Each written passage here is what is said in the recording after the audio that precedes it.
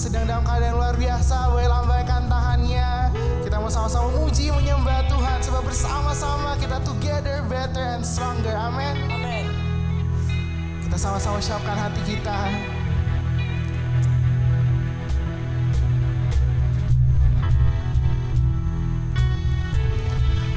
Haleluya. Kami bersatu bersama-sama Tuhan, dengan unity berdoa, memuji, menyembah-Mu. Haleluya. United we stand in worship and praise, preparing the way for the King of Glory to come and to heal our land. United we stand. Kami bersatu Tuhan in worship and pray. Jesus, we come to answer your prayer. United we stand. Haleluya. Bersatu memuji menyembah-Mu Tuhan. Kita sama-sama nyanyikan dari awal. As we come together to worship and pray, Jesus, we're building a throne to let your glory fill our life. As you have loved us, oh Lord, we want to love one another, and all the world will know that we are your disciple. Oh Lord, mari kita sama-sama nyanyikan. United we stand in worship and pray, preparing the way for the King of Glory to come and to heal our world. Bersatu menyembah-Mu Tuhan. United we stand, amin Tuhan, in worship and pray.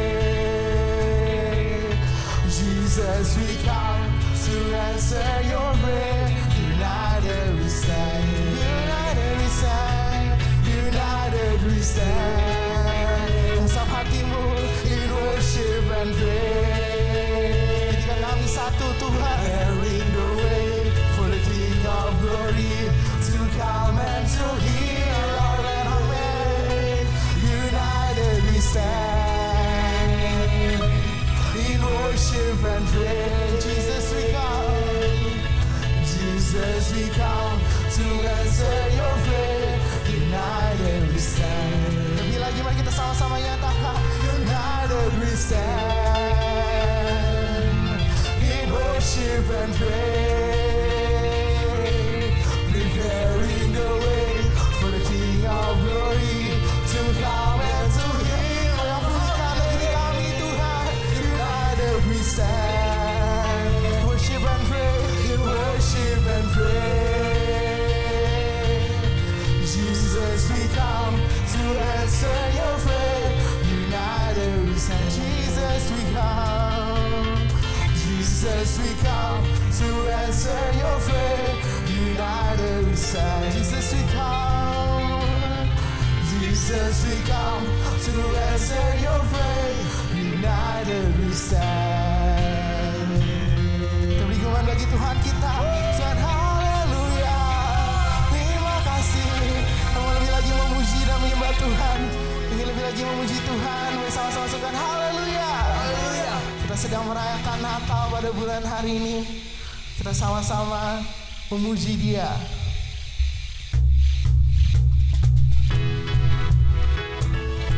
Kita sama-sama tepuk tangan kita.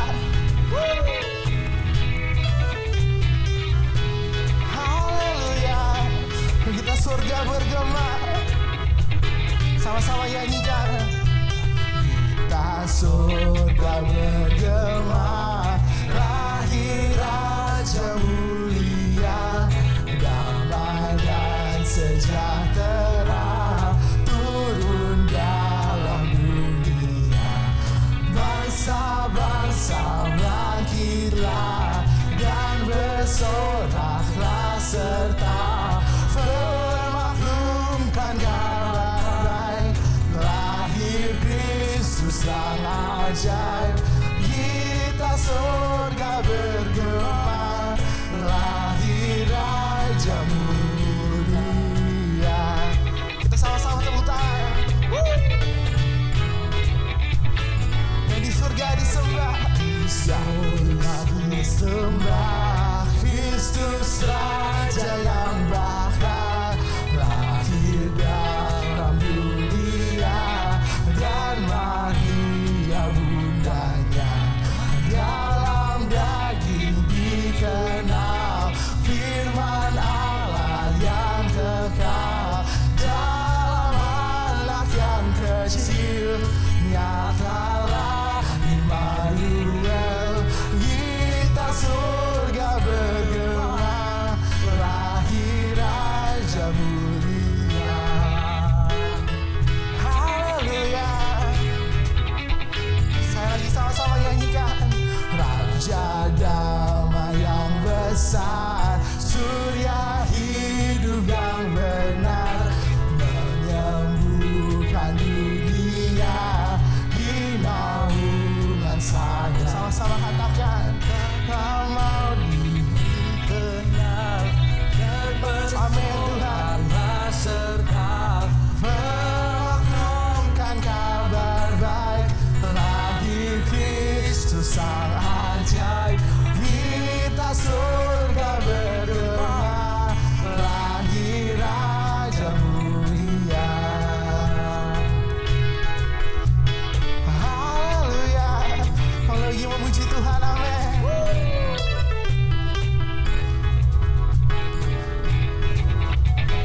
Haleluya. Sama-sama katakan kita, Gloria, Gloria, besar Tuhan, ditinggikan puji Dia selamanya.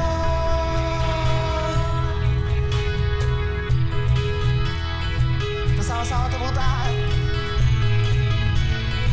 Haleluya. Dari pulau dan benua, sama-sama nyanyikan. Dari pulau dan benua, terdengar selalu terus lagu pujian semua bagi nama penebus. Muliakan Tuhan, muliakan Tuhan,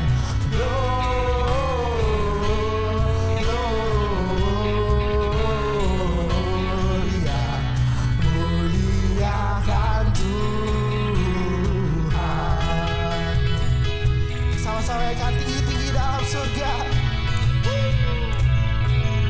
tinggi-tinggi dalam surga, tentang Tuhan yang kudus, tak lelah menyanyi jua di hadapan. Sama-sama nyanyikan. Gloria,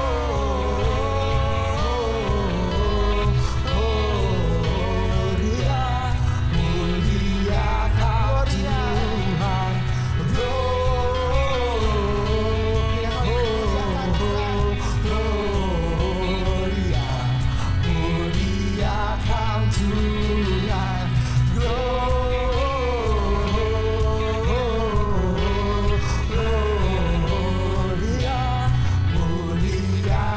Tuhan,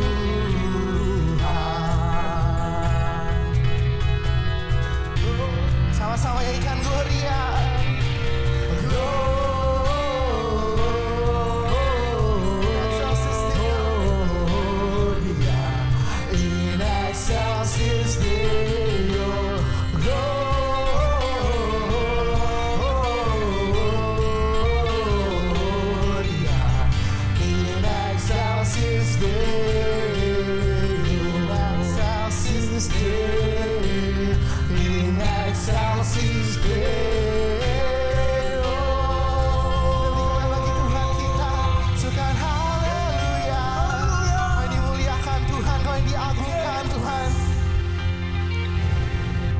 Kita sama-sama siapkan hati kita. Kita mau lebih lagi masuk ke dalam hadirat Tuhan.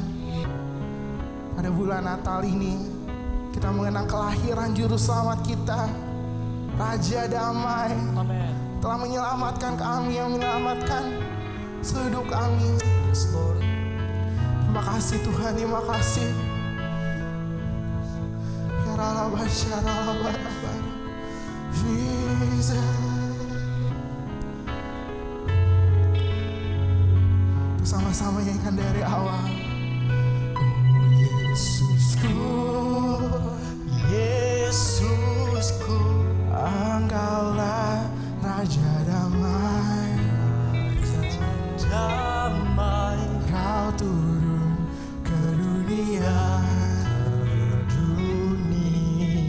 selamatkan manusia. Sama-sama nyanyikan. Oh Yesusku, oh Yesusku, Tuhan penuh kasih, Kau Tuhan penuh kasih. Kau berikan hidupmu Tuhan, Kau berikan hidupmu untuk tebus dosa. Sama-sama katakan, Kaulah Allah yang ku puji, Kaulah Allah yang kemuliaan bagi nama, kemuliaan bagimu di tempat maha tinggi. Kemuliaan bagimu di tempat maha tinggi. Haleluya. Kita sama-sama ikan dari awal. Oh Yesusku, Kau Raja Damai. Oh Yesusku, Yesusku, Engkaulah Raja Damai, Raja Damai.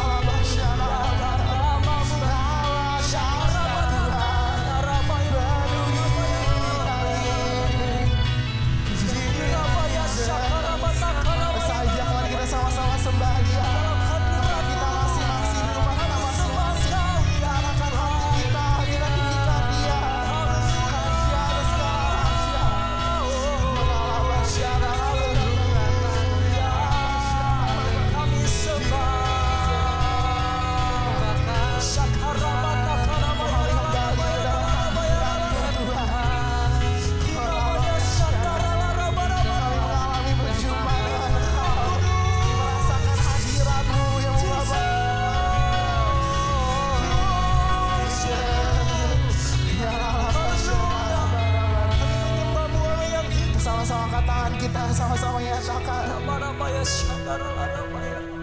Sembah dan puji Dia, sembah dan puji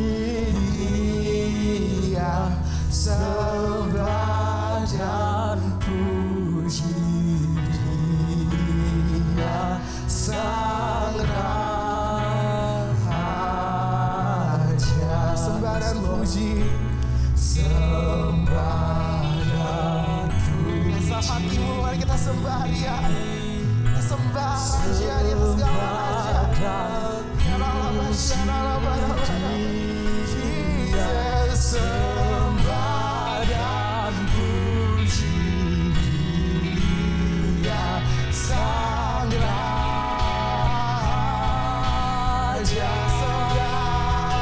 Sembah dan puji, penyembahan kami Tuhan. Sembah dan puji Dia, sembah dan puji Dia, Sang Raja.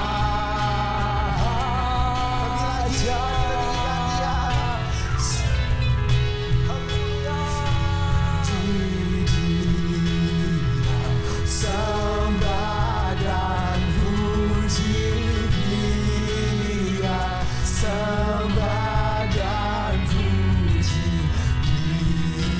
Dia, Sang Raja.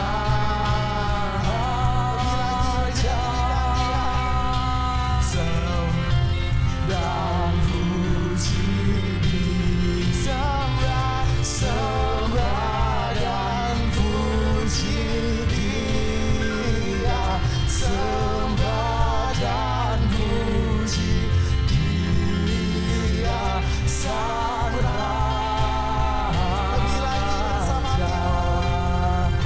Kita angkat kedua tangan kita, sama-sama sembah Dia. Sembah dan puji Dia. Amin Tuhan. Sembah dan puji Dia dalam roh dan kebenaran Dia. Sembah dan puji Dia, Sang Raja.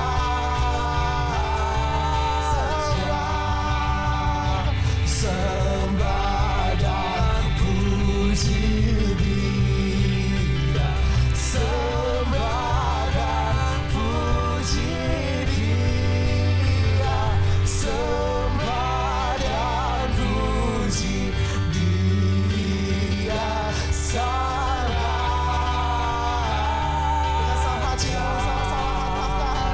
Sembah dan puji Dia, sembah dan puji Dia,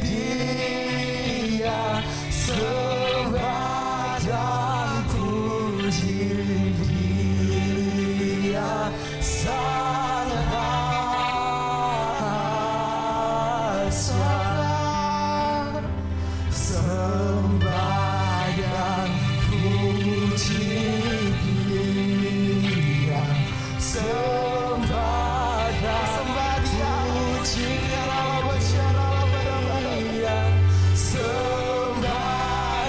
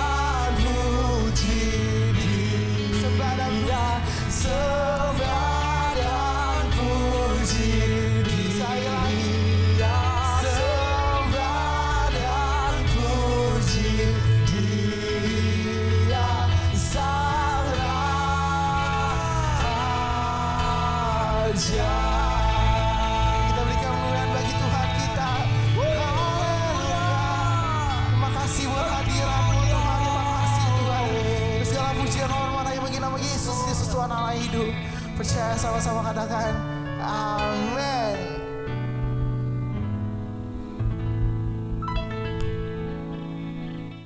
Shalom semua, tidak terasa kita telah memasuki bulan Desember, di mana kita akan merayakan Natal. Dan sebagai umat Kristiani, Natal adalah momen untuk memperingati kelahiran Yesus Kristus, yaitu Mesias, Juru Selamat yang datang ke dunia.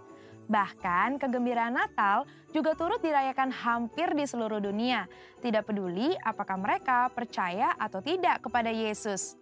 Yang menarik, dalam beberapa dekade terakhir ini, ada beberapa orang Kristen yang menentang perayaan Natal karena dianggap sebagai perayaan orang pagan atau berhala. Ada juga yang berpendapat bahwa tidak ada perintah di dalam Alkitab untuk merayakan Natal.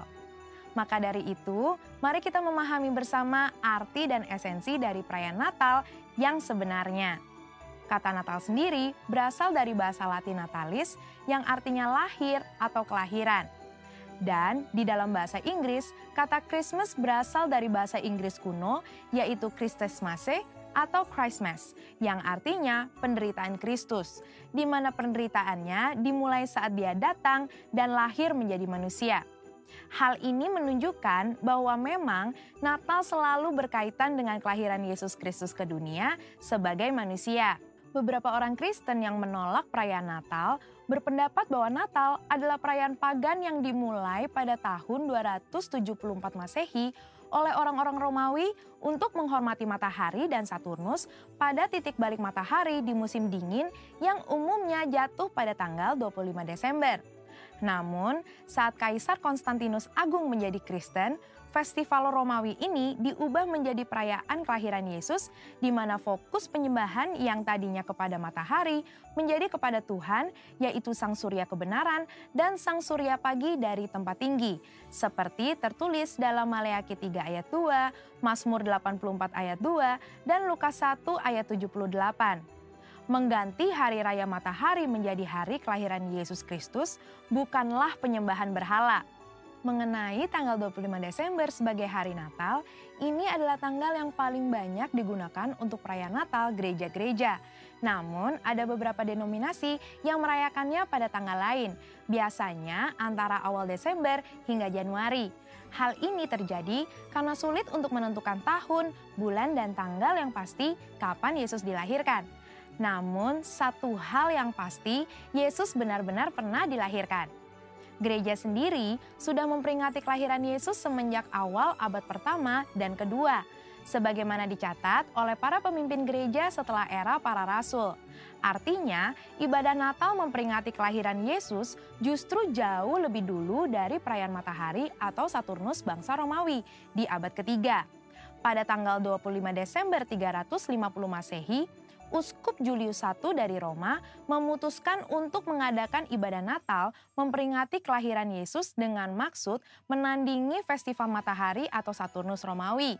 Ternyata lebih banyak orang yang menghadiri ibadah Natal di gereja-gereja.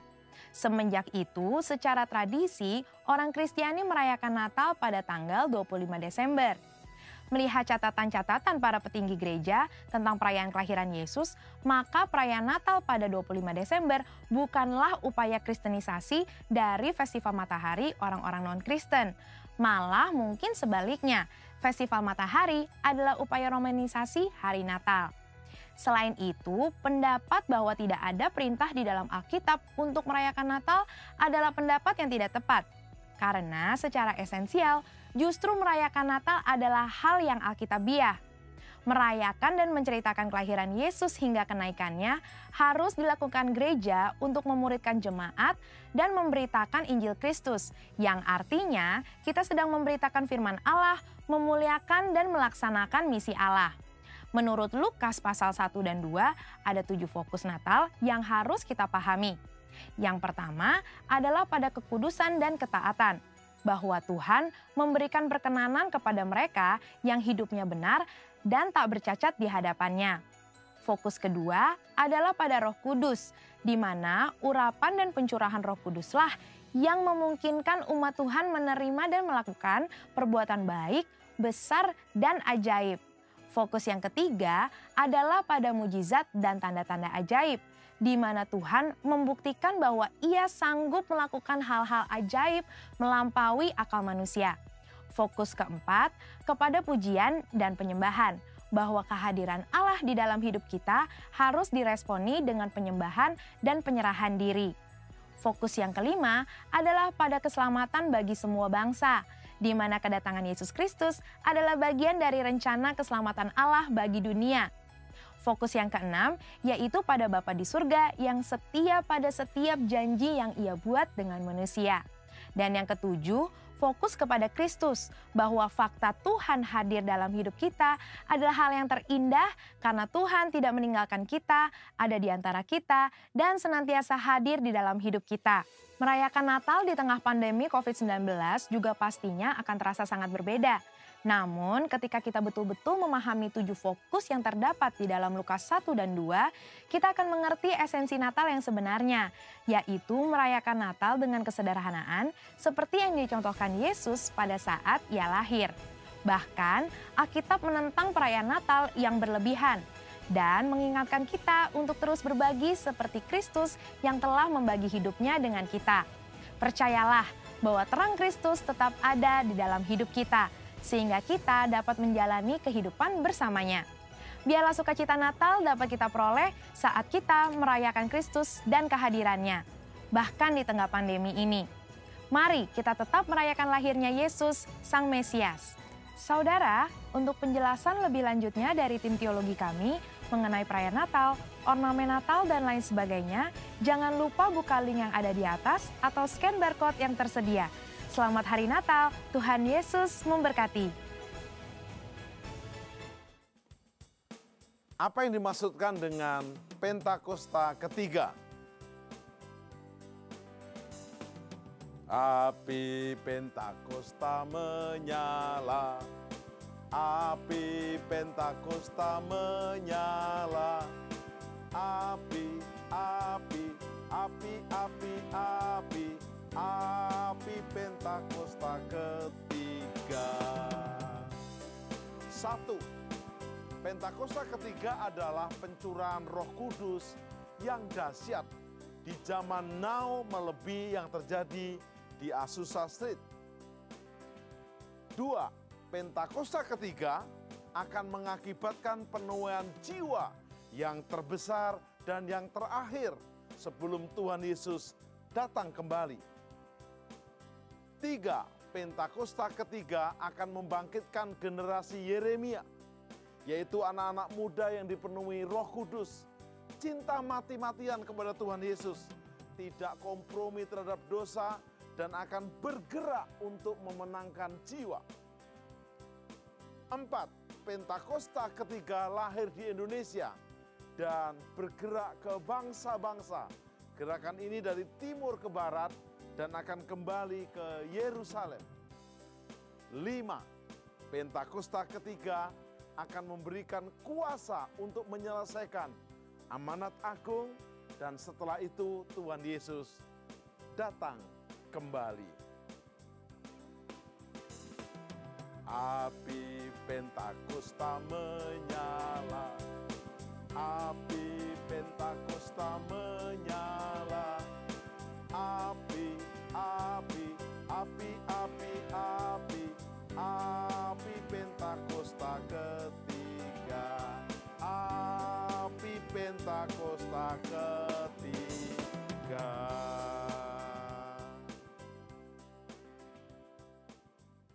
Salam mujizat. Di dalam Tuhan Yesus Kristus kita pasti menerima dan jadi alat miracle mujizatnya, karena Yesus adalah masternya mujizat. Dan pada saat ini kita akan belajar firman Tuhan bersama-sama dalam tema Immanuel, Allah beserta kita. Natnya saya akan ambil dari Matius 1 ayat 23.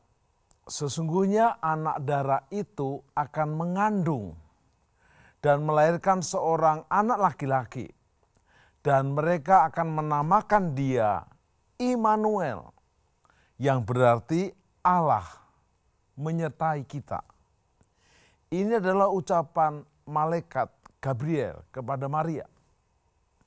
Ini bukan ucapan sembarangan, tetapi betul-betul keluar dari malaikat yang diutus oleh Tuhan.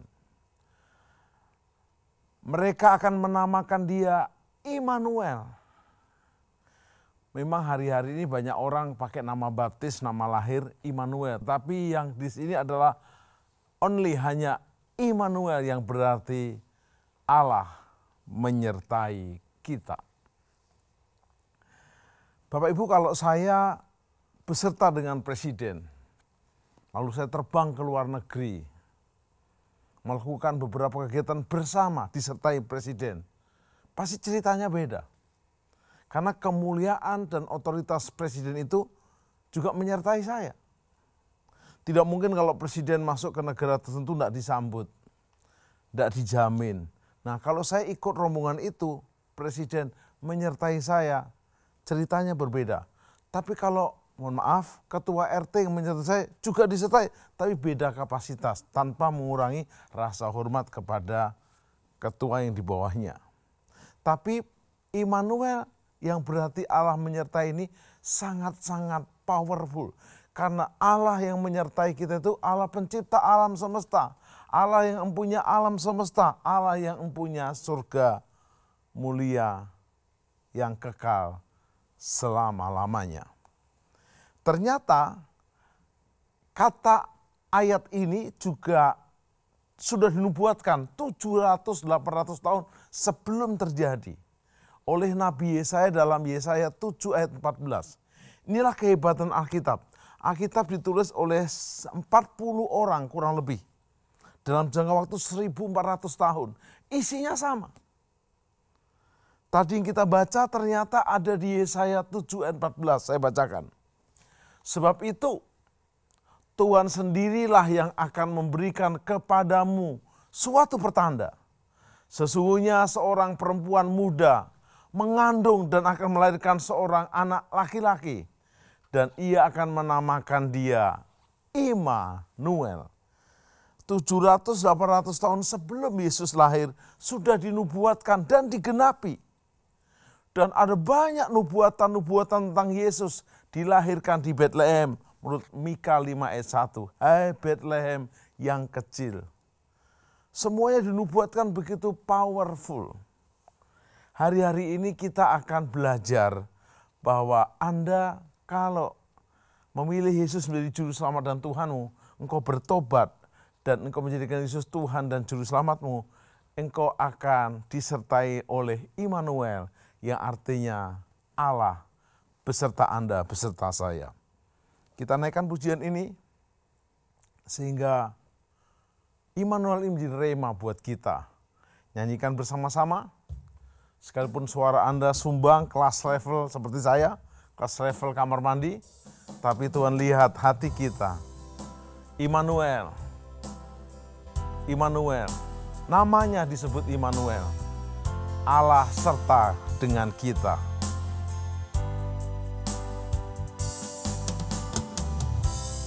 Immanuel,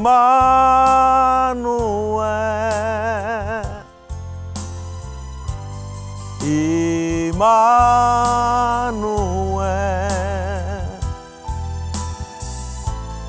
namanya disebut Immanuel,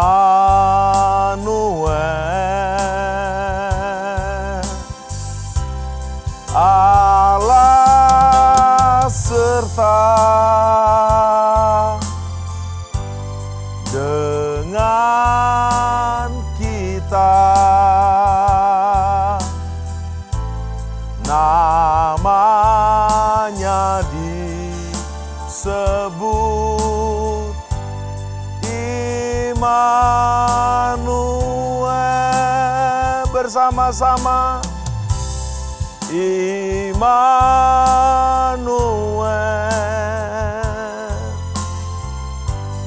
Immanuel,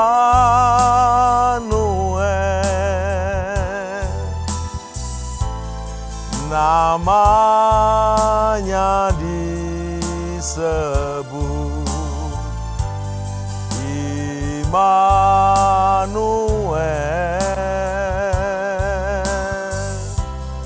Allah serta dengan kita, namanya disebut Immanuel. Sekali lagi, Immanuel. Immanuel. Angkat tangan saudara, nyanyikan bersama. Immanuel.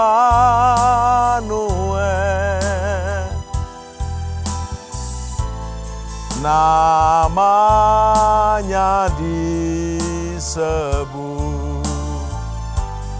Immanuel.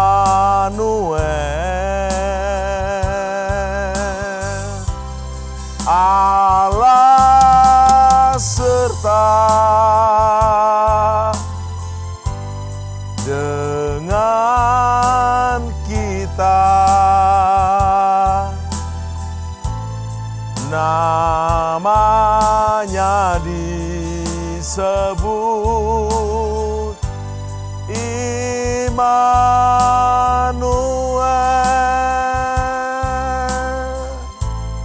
Namanya disebut Immanuel. Bersama-sama sekali lagi. Namanya disebut Immanuel. Yes. Kekasih-kekasih Tuhan, Alkitab sempat mengalami masa jeda waktu antara perjanjian lama, Kejadian sampai Maleaki, dan Perjanjian Baru kitab Matius itu ada masa kegelapan, yaitu 400 tahun. Dinamakan Silent Age. Ini masa di mana tidak ada nabi, tidak ada utusan Tuhan, dan betul-betul sepertinya umat kehilangan yang namanya tuntunan dari Tuhan. Tapi apa yang menarik, ternyata memang Tuhan tepat menepati janjinya. Kitab Maleaki ditulis sekitar tahun 430 sampai 420 sebelum Masehi. Sedangkan kitab Tawarikh diperkirakan ditulis antara tahun 400 sampai 340 sebelum Masehi. Selang waktu 340 sebelum Masehi sampai pada kelahiran Yesus diistilahkan dengan the silent age, yaitu zaman Allah berhenti berfirman. Kekasih-kekasih Tuhan,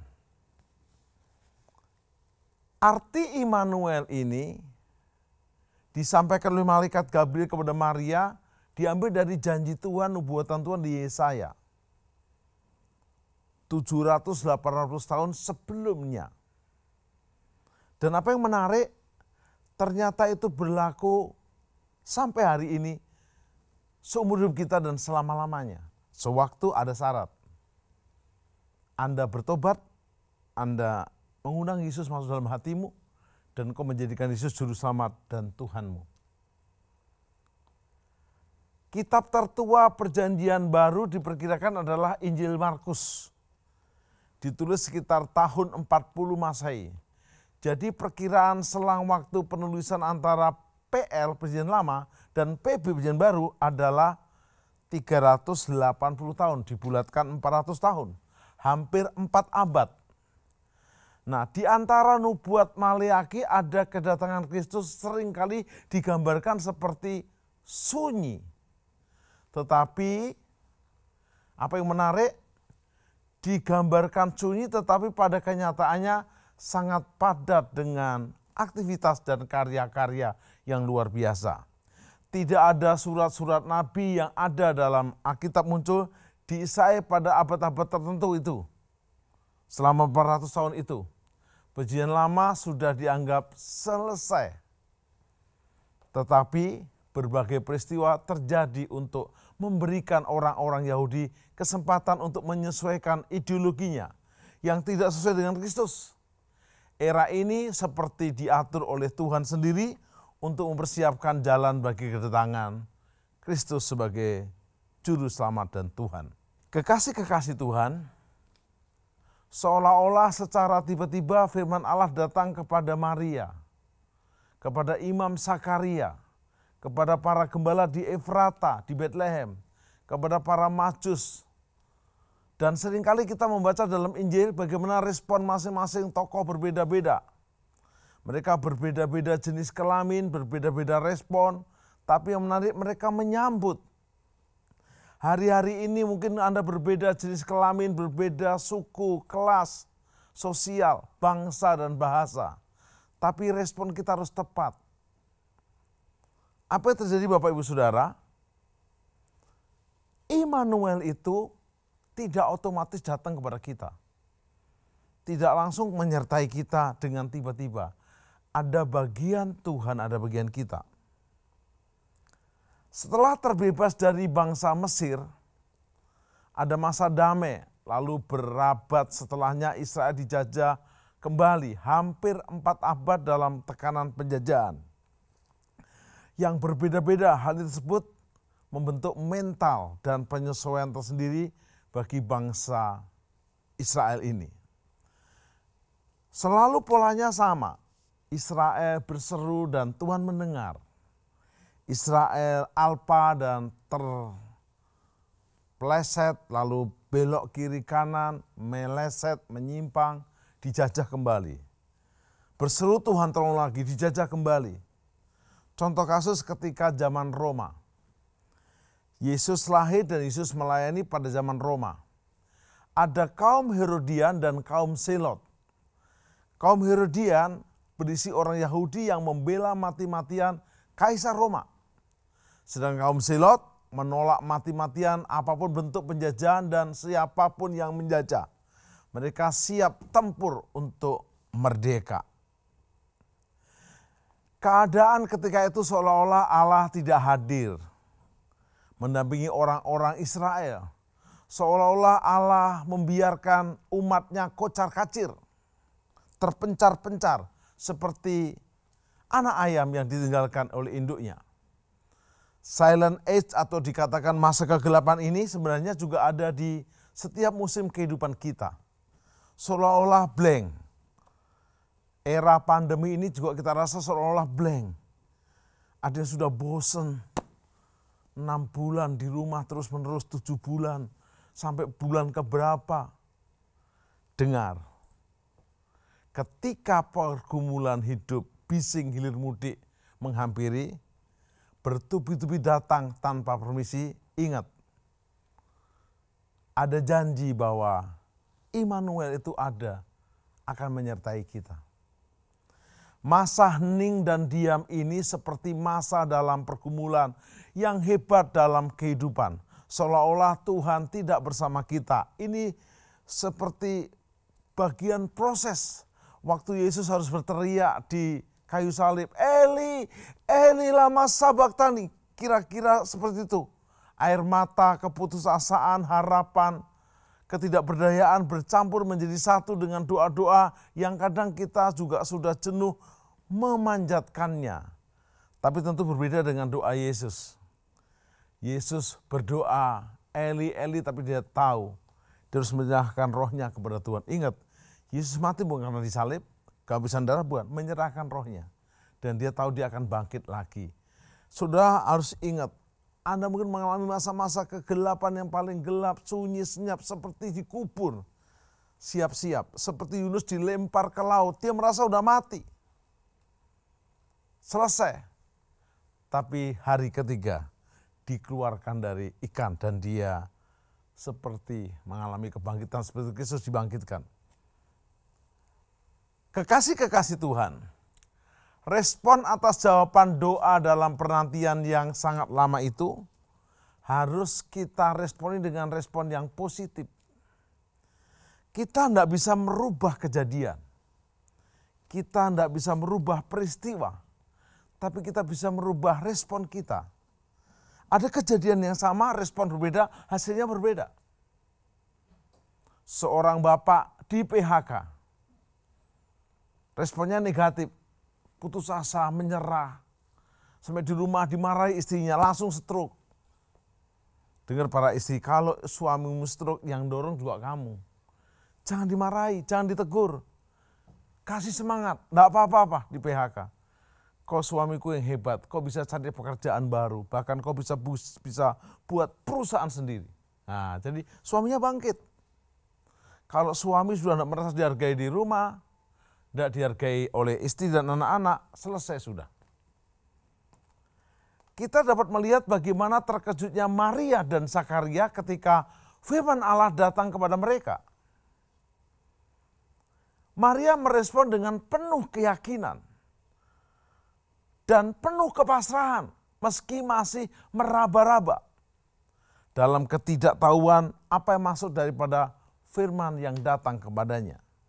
Sedang Imam Zakaria menjadi bisu karena tidak begitu percaya dengan apa yang baru saja didengarnya. Lukas 1 ayat 20 mencatat, sesungguhnya engkau akan menjadi bisu dan tidak dapat berkata-kata sampai kepada hari di mana semuanya itu terjadi. Karena engkau tidak percaya dan engkau tidak percayakan perkataanku dan yang akan nyata kebenarannya pada waktunya. Ingat, selama istrinya Elizabeth mengandung dan sampai akhirnya lahir baru bisunya berhenti. Dari sini Anda tahu bahwa ternyata ketidakpercayaan, kekerasan hati, ada upahnya. Nah, kita akan gali lebih dalam, masuk kepada pokok bahasan yang terpenting, yaitu 4 arti daripada Immanuel, Allah bersama kita. Kita mulai yang pertama, Yesus datang dan bersama dalam keluarga, family. Perhatikan baik-baik. Malaikat mendatangi keluarga Nazaret, yaitu keluarga Maria bersama Yusuf. Memang mereka masih bertunangan, tapi tunangan mereka levelnya sudah tunangan yang pasti akan menikah. Bahkan bahasanya Yusuf akan menceraikan Maria diam-diam. Artinya ini tunangan sudah solid. Jadi malaikat mendatangi keluarga. Yesus datang dan bersama dalam keluarga. Baik keluarga Maria dan Yusuf, keluarga Zakaria dan Elizabeth, keluarga saudara dan keluarga saya. Penulisan Injil secara kanonik, urutan pertamanya adalah Injil Matius. Matius, Markus, Lukas, Yohanes, Kisah Rasul, Roma, Korintus, Galatia, Efesus, Filipi, Kolose, kedua Tesalonika, 1 dan 2 Timotius, Titus, Filemon, Ibrani, Yakobus, Petrus, ketiga Yohanes, Yudas, dan akhirnya kitab Wahyu. Keren. Ada 27 kitab di Perjanjian Baru dimulai dari Injil Matius. Pasal pembuka diawali dengan silsilah keluarga. Dari 14 keturunan lahirlah Yesus dari keluarga Yusuf dan Maria. Bapak Ibu catat baik-baik, ternyata mujizat pertama Yesus di Yohanes 2 tercatat. Inilah mujizat pertama. Yesus mengubah air menjadi anggur di pesta nikah di Kana. Jadi ingat, Immanuel itu Tuhan menyertai family, keluarga. Baik keluarga secara jasmani, suami istri, anak orang tua, kakak dan adik, om dan keponakan, keluarga besar kita, juga keluarga rohani. Hari ini tren kita punya keluarga rohani dalam komunitas sel, komsel. Ada yang namanya cool, ada yang namanya fresh, ada yang namanya cell care dan lain-lain. Silakan. Tetapi ingat, Yesus Immanuel itu menyertai keluarga kita. Yang kedua, Yesus datang dan bersama secara khusus untuk setiap nama, setiap pribadi, setiap suku, setiap kaum, suku, dan bahasa. Artinya Tuhan itu mendatangi pribadi. Tokoh-tokoh di seputar kelahiran Yesus, ada Yusuf dan Maria, Imam Zakaria dan Elizabeth, ada orang Majus dari timur, ada para gembala di Padang Efrata. Mereka adalah orang-orang dari berbagai macam latar belakang, berbagai kelas kehidupan. Tetapi yang dasar Yesus berimpact, menyertai one by one, heart to heart, door to door. Dia sangat pribadi. Bahkan di Wahyu 3:20 berkata, lihat aku berdiri di muka pintu dan mengetuk pintu hatimu. Ingat, Yesus datang tidak mendirikan agama. Dan Yesus bukan tokoh agama, pemimpin agama. Yesus tidak membangun sebuah agama sebagai legalitas. Tapi Yesus membangun sebuah relation, bukan religion. Apa artinya Anda punya religion, agama di KTP, kelakuanmu tidak sesuai dengan agama di KTP-mu. Tidak pernah agama mengajarkan yang negatif, yang provokatif. Selalu mengajarkan yang namanya kebaikan, kedamaian. Jadi saya tidak anti mereka-mereka yang keras. Atau semi radikal, saya tidak bilang radikal ya, semi lah ya. Karena bukan agamanya tentunya, adalah oknum dan pribadinya. Yang ketiga, Yesus datang dan menyertai kita dalam penjajahan dan tekanan hidup kita. Ingat, saat itu orang Israel terjajah oleh Roma, sebelumnya oleh Babel, Media, Persia, karena kekerasan hati mereka. Tapi Yesus datang menyertai kita dalam penjajahan dan dalam tekanan hidup kita. Nubuat tentang Sang Mesias telah ada, nubuatan yang ada dari Tuhan Allah pasti terjadi. Meskipun bangsa Israel mengalami penjajahan dengan berbagai macam suku bangsa. Kepemimpinan dan aturan-aturan negara penjajah begitu rumit, namun janji Tuhan, ya dan amin. Bahkan contoh saudara, ini menarik sekali. Waktu saya ada di Bethlehem, itu tour guide-nya itu, kita belajar Alkitab sama-sama, dia ngomong gini, Tuhan itu bisa menggenapkan firman-Nya dengan menggerakkan kaisar sekalipun, presiden atau penguasa. Jadi kitab Mika 5 ayat 1 berkata, Yesus lahir di Bethlehem. Masalahnya, Yusuf dan Maria itu ada di Nazaret, itu Israel bagian utara, dekat Danau Galilea. Kita kalau naik bis waktu kita Holy Land Tour aja butuh waktu 3-4 jam. Bagaimana mereka sedang ada di Nazaret, tapi Alkitab bilang Yesus lahir di Bethlehem. Masa nubuatannya dirubah? Apa yang menarik? Dan waktu itu tidak ada bis, tidak ada kendaraan. Tetapi Kaisar Agustus mengadakan sensus penduduk dan mewajibkan orang disensus sesuai asal usul nenek moyangnya. Karena Maria dan Yusuf dari Bethlehem merupakan anak keturunan Daud, kembalilah ke Bethlehem dan lahirlah di Bethlehem. Yang keempat, Yesus datang dan menyertai dalam setiap kemustahilan yang kita hadapi. Posisi tokoh-tokoh yang saya sebutkan ini dalam keadaan yang mustahil, tidak mungkin. Pertama, Maria, bagian A. Maria masih perawan dan belum menikah. B, Imam Zakaria dan Elizabeth sudah tua dan mati haid. Tidak mungkin melahirkan. C, para gembala kelas bawah dikenal sebagai level orang bawahan. Beberapa ada sisi negatifnya, tapi menjadi pesaksi dari kejadian yang luar biasa. Waktu malaikat berkata, haleluya, haleluya, keren. Mereka menyaksikan badan suara surgawi. D, para majus yang terluput dari maut dan nama cemar karena lewat jalan lain. Empat tokoh ini menerima karena menerima Yesus yang Immanuel, Tuhan beserta kita. Kita naikkan pujian ini dari nubuatan Yesaya yang digenapi di Injil Matius, Markus, Lukas, dan Yohanes. Yesus telah lahir ke dalam dunia dan hatiku ini.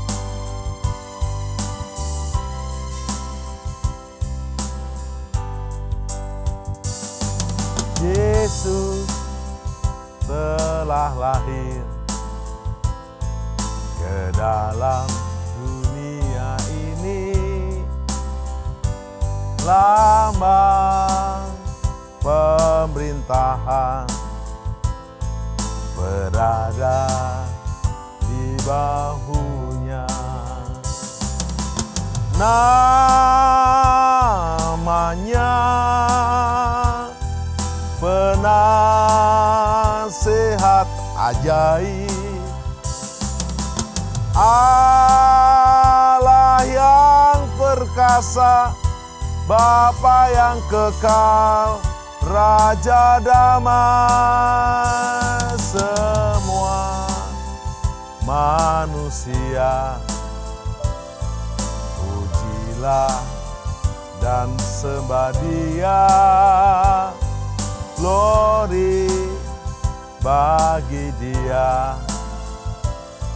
Haleluya. Amin. Ternyata Immanuel, Tuhan Allah beserta kita itu adalah namanya juga penasihat ajaib. Tuhan menyertaimu sebagai penasihat yang ajaib. Allah yang perkasa, Bapa yang kekal dan yang luar biasa, Raja damai. Pandemi terus boleh berjalan, krisis kesehatan, krisis ekonomi, tapi ada perbedaan waktu engkau mengalami yang namanya Immanuel, Tuhan besertamu. Umat Israel di Mesir, seluruh tanah Mesir kena tulah. Waktu Anda memegang janji Tuhan, perlindungan di tanah Gosen terjadi atas kita. Walau 1000 orang rebah di sisi kirimu, sebelah kananmu, tetapi itu tidak menimpamu. Mazmur 91 ayat 7. Mari kita berdoa. Bapa, hamba-Mu sudah berhenti menyampaikan firman Tuhan yang tidak pernah gagal.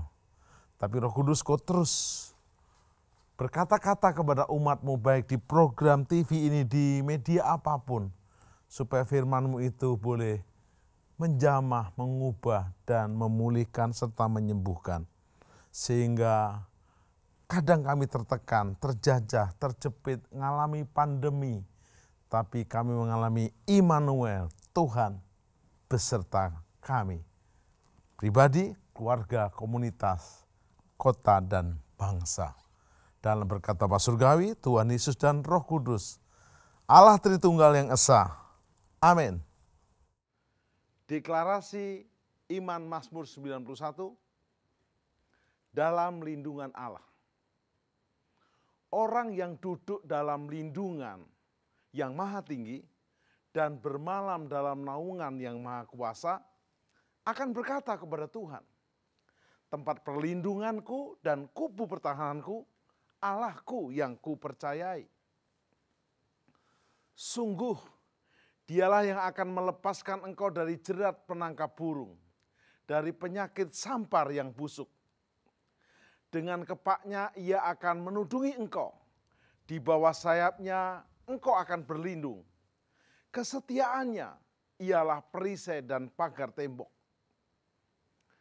Engkau tak usah takut terhadap kedahsyatan malam, terhadap panah yang terbang di waktu siang, terhadap penyakit sampar yang berjalan di dalam gelap, terhadap penyakit menular yang mengamuk di waktu petang. Walau 1000 orang rebah di sisimu dan 10.000 rebah di sebelah kananmu, tetapi itu tidak akan menimpamu. Engkau hanya menontonnya dengan matamu sendiri dan melihat pembalasan terhadap orang-orang fasik. Sebab Tuhan ialah tempat perlindunganmu, yang maha tinggi telah kau buat tempat perteduhanmu. Malapetaka tidak akan menimpa kamu, dan tulah tidak akan mendekat kepada kemahmu. Sebab malaikat-malaikatnya akan diperintahkannya kepadamu untuk menjaga engkau di segala jalanmu. Mereka akan menatang engkau di atas tangannya, supaya kakimu jangan terantuk kepada batu. Singa dan ular tedung akan kau langkai. Engkau akan menginjak anak singa dan ular naga. Sungguh hatinya melekat kepadaku, maka aku akan meluputkannya. Aku akan membentenginya, sebab ia mengenal namaku. Bila ia berseru kepadaku, aku akan menjawab. Aku akan menyertai dia dalam kesesakan. Aku akan meluputkannya dan memuliakannya. Dengan panjang umur akan kukenyangkan dia, dan akan kuperlihatkan kepadanya keselamatan daripadaku.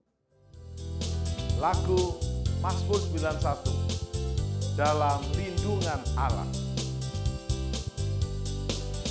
Orang yang duduk dalam lindungan yang maha tinggi, dan bermalam dalam naungan yang maha kuasa, akan berkata kepada Tuhan, tempat perlindunganku dan kubu pertahananku. Allahku yang kupercayai, sungguh Dialah yang akan melepaskan engkau dari jerat penangkap burung, dari penyakit sampar yang busuk. Dengan kepaknya Dia akan menudungi engkau, di bawah sayapnya engkau akan berlindung. Kesetiaannya ialah perisai dan pagar tembok. Engkau tak usah takut terhadap kedahsyatan malam, terhadap panah yang terbang di waktu siang, terhadap penyakit sampar yang berjalan di dalam gelap, terhadap penyakit menular yang mengamuk di waktu petang. Walau 1000 orang rebah di sisimu, dan 10.000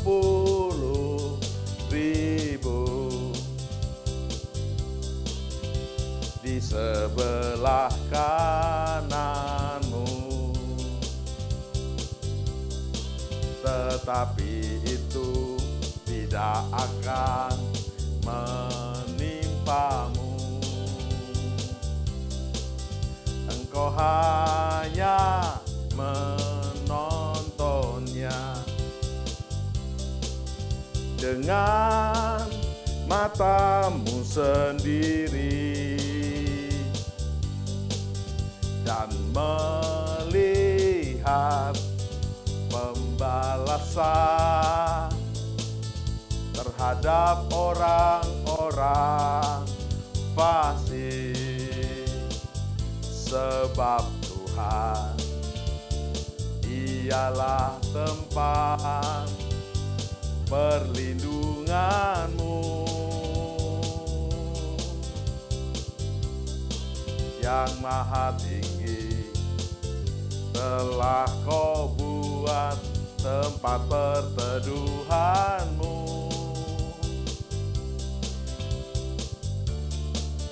Malapetaka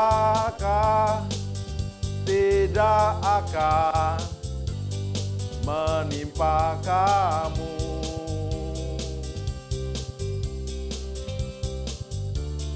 Dan tulah tidak akan mendekat kepada kemahmu.